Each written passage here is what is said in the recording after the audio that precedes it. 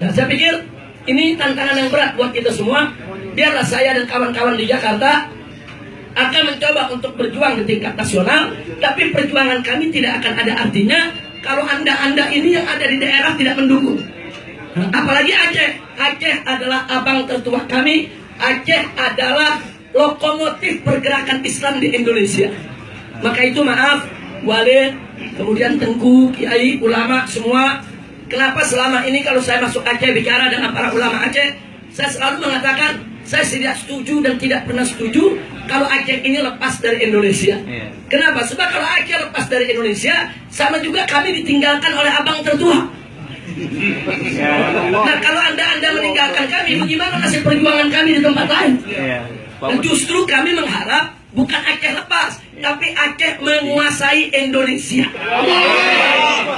Dalam arti kata apa? Aceh ini harus menjadi gerbong, harus menjadi pemimpin, harus menjadi penggerak. Aceh ini harus yaitu menjadi pionir daripada gerakan penerapan syariat Islam di Indonesia, insya Allah. Bahkan bukan itu saja, kita berharap Aceh ini dengan adanya Aceh, besok Indonesia bukan hanya dari Sabang sampai Merauke, tapi dari Sabang sampai Maroko. Amin. Artinya apa? Aceh harus tampil untuk memimpin gerakan Islam bukan hanya di Indonesia, tapi di dunia Islam. Amin.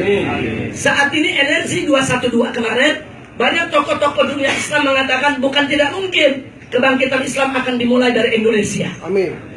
Kalau kebangkitan Islam dimulai dari Indonesia, bukan nggak mungkin mulai bangkitnya dari Aceh. Amin. Amin. Karena itu saya minta sekali lagi, yuk mari sama-sama. Jadi jangan sampai ada saudara kami di Aceh hanya mikirin Aceh, enggak.